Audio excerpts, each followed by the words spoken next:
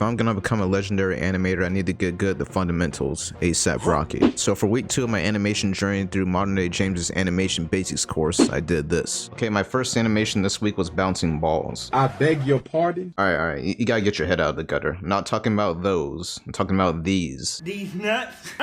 Got him! Anyways, the first challenge was to make some bouncing balls that consisted of different materials. So I had to like make them bounce like different ways so like it actually looks like they're made of different materials. The way I approached animating these was using a method called pose to pose. Basically means adding a frame to your timeline, drawing something, adding another frame, drawing something, then filling in the blanks with a bunch of other drawings until you get a full animation. This first one, I was kind of going for like a dodgeball, soccer ball kind of look. Second one looks a little lighter, maybe a little bouncier. And the third one was like some like a little pear. The pear doesn't bounce like that, but I guess it is what it is. And if we look at this timeline down here, I have each of the balls on their own separate layer, and I hold each of the drawings for a certain amount of frames here. Some of the drawings are on 2s, meaning that the drawings held for 2 frames, and some of the drawings are on 1s, meaning the drawings are held for 1 frame. I typically use 1s if I wanted to make an animation appear to be faster. Since it's held for less time, it like moves quicker. So if we look at the middle one here, each of these drawings is held on 1s, and it looks like the ball is moving quicker as it moves up. And then I just did the same thing as it was going down. So when it comes to the upward and downward motion on the ball, should you fully hand draw those motions? The answer is no. That's stupid! Use your common sense! What I did was I just copied the drawings I already had, pasted them, and then just reversed the order of the drawings. Now I have the ball falling to the ground. Easy money. For level 2, I had to animate some flower sacks. And not just any kind of animations. I had to make them do a stretch, a twist, and a jump. Let's focus in on this jump animation here. So I start off with a pose A, and then I drew in a pose B. And these are my 2 main key poses. Starts on the ground, and then I just want to jump up like that. Next up are my breakdown poses. The breakdown poses are kind of like the other main poses of an animation that I kind of like help tell the story. I kind of want the flower sack to prepare for the jump, so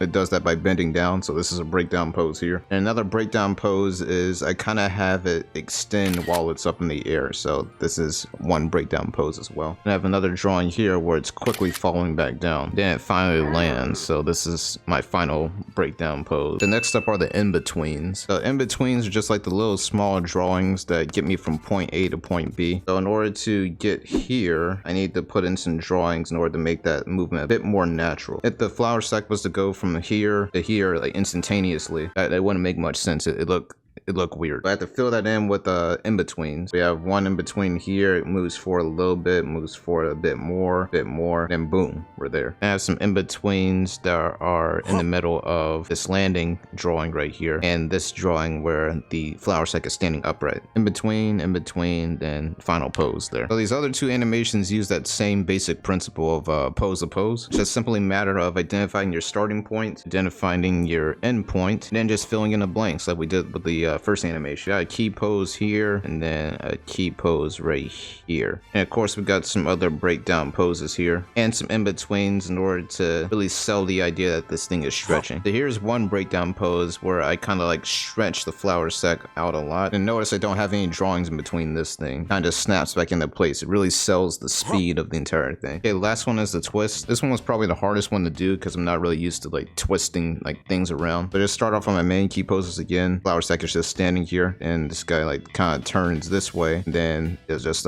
twists around. He like transforms into the map from Dora the Explorer. Then he kind of just unwinds like this. I was too lazy to animate the unwinding motion, so I literally just copy and pasted the frames and reversed the order. No, work smarter, not harder. And I think I ended up with something that looks pretty decent. Alright, level 3 is where things got a little spicy. For this challenge, I had to create my own breakdown poses for the flower sacks, which means I gotta make them do like different things. So for example, with this jump animation, a breakdown pose will be right here, and instead of like bending down like right before it jumps, maybe this flower sack turns into Frozone or something. But I didn't do that because that'd be stupid. I probably didn't animate flower sacks turning into Frozone, but I did animate these. Animate this little wiggle stretch here, did a twist animation based on Michael Jackson's dance routine, and beat it. And then I made this one Do a flip! Again, I identified my pose A and my pose B. So I have this pose here, that's standing idly, and then it jumps up into the air. Then I have to start adding breakdowns to actually make it look like it's flipping, right? And I have to add a breakdown to make it look like it's about to jump off of the ground. So here's my breakdown pose here, and we have some breakdown poses right here of the flower sack actually rotating. So this is like one here, this is another one right here. Then we have another breakdown pose of it falling down to the ground. Notice I use a lot of squash and stretch here, especially for this pose when it's falling down, and this pose when it finally lands. It helps really sell the impact and the weight of the flower sack here. And I just filled in my main poses with in-between. So to get from this point to this point, I had to fill it in with these subtle little drawings here. Then in order to show how fast the flower sack is going into the air, I immediately go from here to here.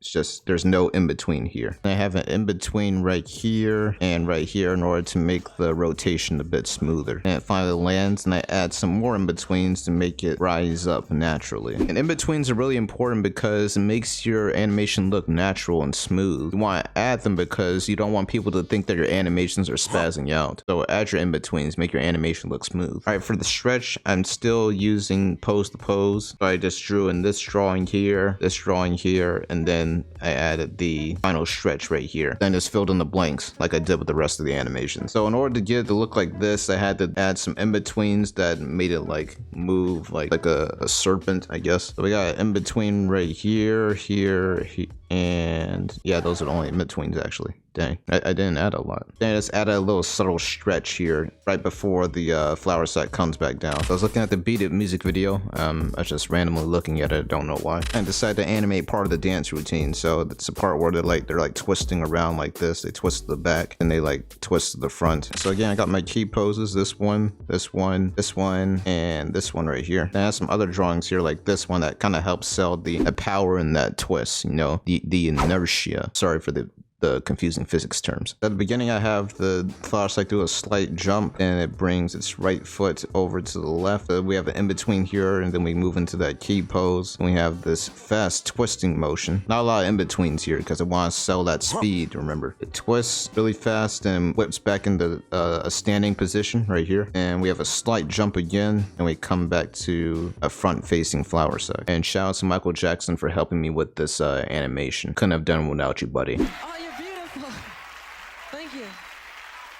Thank you. So someone told you that level 3 was the spiciest animation challenge I had to do this past week. Somebody lied. For level 4, I had to do a live action study. I really didn't want to do an animation study of like a real life thing, you know, from like a live action movie. So I decided to do an animation study of the best character in Street Fighter, Juri. And we all know the reason why she's the best character. Anyways, after scrubbing through some Juri gameplay in Street Fighter 6, I found an animation that wasn't too easy nor too difficult to animate. So this is my Juri kick animation. Mind you, this is my first time animating a character, so don't roast me too hard in the comment section. Once again, I start off with a pose A, which is her idle animation or idle pose right here. And then I have a pose B, which is the kick itself. And I just went in between these two drawings to complete the full animation of the kick. So in the actual animation in the game, Juri sort of hops forward and then brings her heel down slightly. Then she finally rotates her foot so she can kick. So I tried to emulate that with these frames here. Not gonna lie, I got a little lazy. I literally just copied this pose right here and then pasted it into these frames right here. And the only thing I really adjusted was her foot. I tried to make it look like her heel was coming down, but it ended up looking like weird. It ended up looking like she was just like literally falling. But I tried. All right, I tried my best. And after that little hop that she does, she starts to do the actual kick itself. I had to include a little drawings in order to get from point A to point B, from here to here. And I did that by including these two in-betweens right here. I mean, notice I put these drawings on ones. The reason why I did that is because Juri's kick is like really quick, it's snappy. So I wanted to emulate that as much as possible in my animation. Finally, in order to do a proper side kick, she rotates her right foot so she can actually extend her left leg without, you know, falling and losing her balance. She also rotates her arms in order to balance herself as well. And you can see that I kind of tried to do that here with her arms twisting and her torso twisting as well. I'm not entirely pleased with the way this turned out. I think I needed a lot more practice with gesture drawings and just drawing like full figures, and I really need to brush up on my animation principles. But with this being my first attempt at drawing a fully fledged character, it wasn't that bad. It's